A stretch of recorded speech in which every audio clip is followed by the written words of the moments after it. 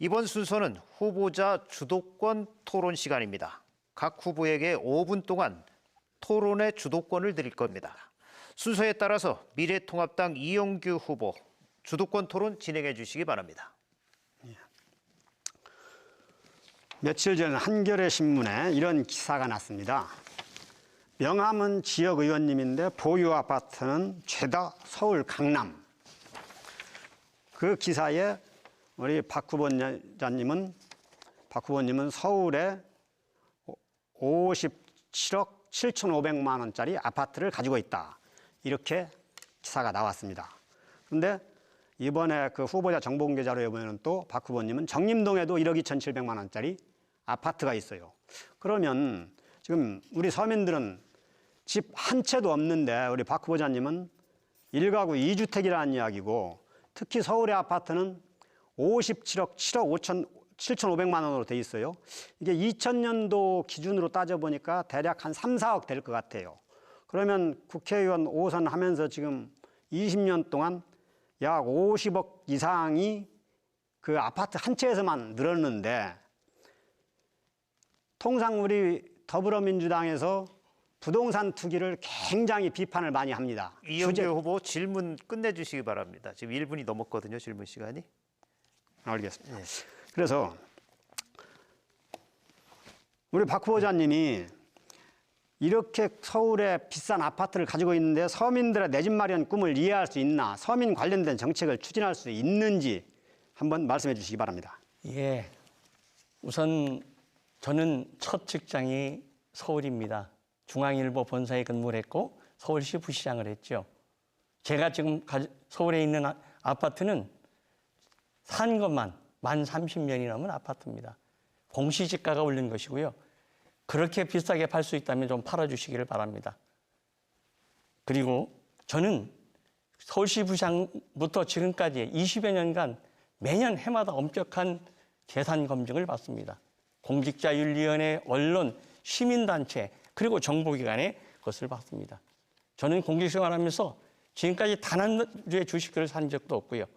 그리고 제가 매입한 유일한 부동산은 내 지역구에 내가 거처하기 위한 정림동 아파트 한 채밖에 없는 겁니다. 예, 이젠 이영규 후보 질문 계속해 주시죠.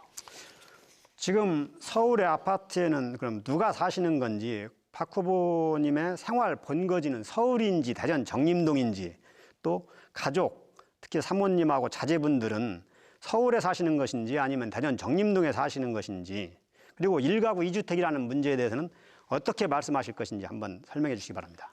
이게 이제 국회의원이 하는 일을 잘 이해해 보시면, 특히 중진위원이 되면 각종 회의가 새벽에 아침에 열리게 됩니다. 따라서 서울도 거처가 필요하고 대전도 거처가 필요한 것이죠. 거의 지방의 국회의원 거의 모두가 서울에 거처가 있는 겁니다. 즉 없는 분은 오피스텔이라도 얻어 있는 것이고요. 그것은 국회의원의 직업의 특성상 필요한 것이라는 말씀을 드리고요. 그리고 우리 가족들은 이제 때로는 결혼해서 나간 사람도 있고요. 그리고 주요 근거지는 당연히 대전이죠. 제가 1년에 KTX를 300번 이상 탑니다. 가장 많이 이용하는 식당이 바로 서대진역 김밥집입니다. 네, 이제 또 추가 질문해 주시죠. 예, 지금 박 후보자님과 박 후보자님 사모님의 주민등록이 대전 정림동에 돼 있습니까? 당연한 얘기죠. 모든 세금 대전에 내죠. 그런 의구심을 가지고 말씀을 하시면 예, 알겠습니다. 그거로 답변이 됐고요. 예. 그 통상 우리가 그런 얘기를 많이 합니다. 상속세를 올려야 된다. 상속세는 일종의 불로소득이다. 꼭 저는 거기에 동의는 안 합니다만, 특히 더불어민주당의 정책 기조는 부동산값 상승으로 생기는 이익은 불로소득으로 보는 경향이 높습니다. 과거에 김의겸 씨도 그랬고, 김의겸 씨 같은 경우는 그 차액을 사회에 환원한다고까지 얘기를 했었습니다. 지금 박 후보자님 같은 경우 물론 처음에 살 때는 투기의 의도로 산 건 아니겠지만 어쨌든 그 아파트 한 채를 사놓음으로써 지금까지 별다른 아파트에 대해서는 따로 큰 투자를 하지 않고 관리만 하면서 50억 이상 값어치가 늘었으면 일반 시민들이 생각할 때는 부동산 가격 오른 건 불로소득이라고 생각을 합니다. 그래서 우리 박 후보자님도 그것을 불로소득이라고 생각하시는지 또 사회에 환원할 용의가 있는지 말씀해 주시기 바랍니다. 다시 한번 말씀드립니다만은 그 액수는 너무너무 부풀려진 액수입니다. 만약 그렇게 받을 수 있으면 팔아주시기 바라고요. 저는 증여세 상속세는 높이는 게 옳다고. 네, 다시 한번 당부 말씀드리겠습니다. 그 답변 시간 40초는 꼭 보장해 주시기 바랍니다. 이번에는 더불어민주당 박병석 후보가 주도권 토론해 주시기 바랍니다. 예, 지금 우리 긴급재난 지원금 때문에 온 국민들이 큰 관심을 보이고 있습니다. 근데 미통당의 조처를 보면 오락가락합니다. 처음에 저희들이 기본금을 드리겠다, 지원금을 드렸다 그럴 때 뭐라고 하셨습니까? 인기영합주의다. 총선을 매표로 하려고 그런다.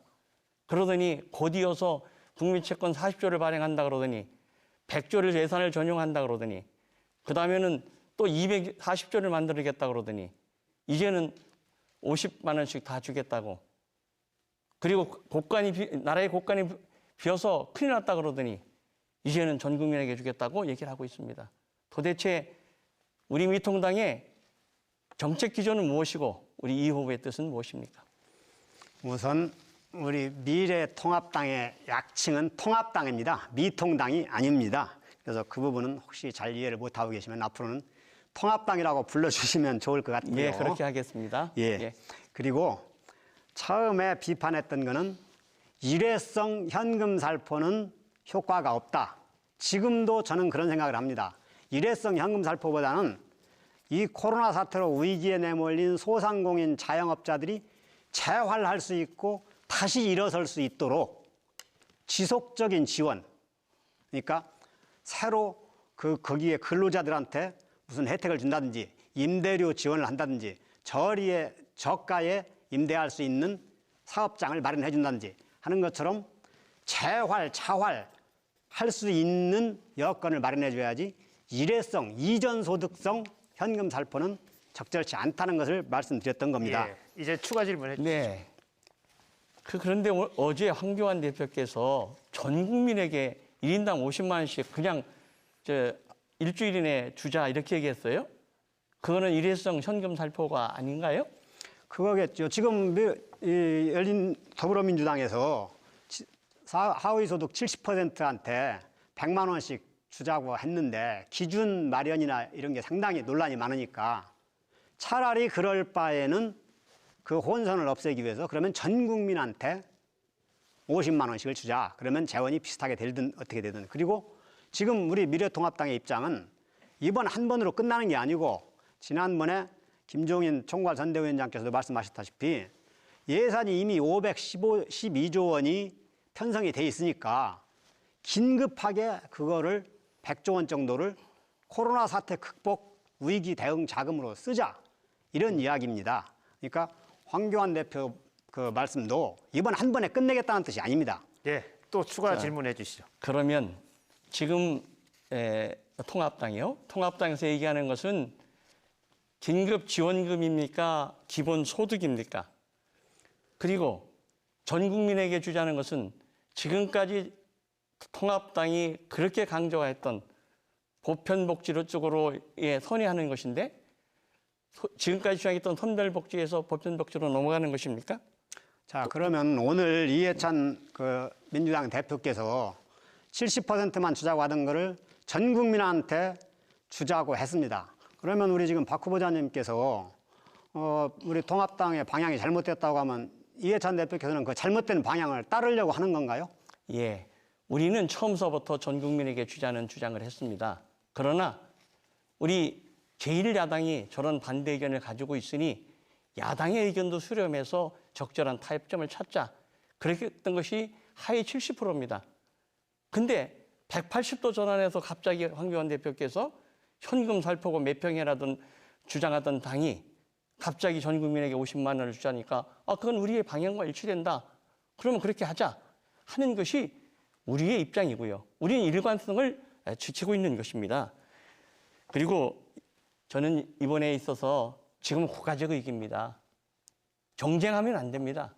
2008년에 제가 제1야당 정책위장이실 예, 때 이제 답변 시간 주셔야 됩니다. 예. 질문해 주시죠. 바로 그렇기 때문에 원칙과 기준이 있어야지 만약에 통합당이 집권당이었다면 이 오락가락하는 사태에 대해서 국민이 얼마나 실망하고 혼란을 겪겠습니까? 원칙과 무엇인지 다시 한번 묻겠습니다.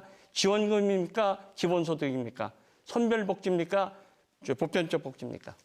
보편복지, 선별복지를 구분할 수 있는 게 아니고요. 지금 이번에 지원하겠다고 하는 건 긴급 재난지원금 아닙니까? 앞으로 이재명 지사가 얘기하는 기본소득제하고는 전혀 다른 개념입니다.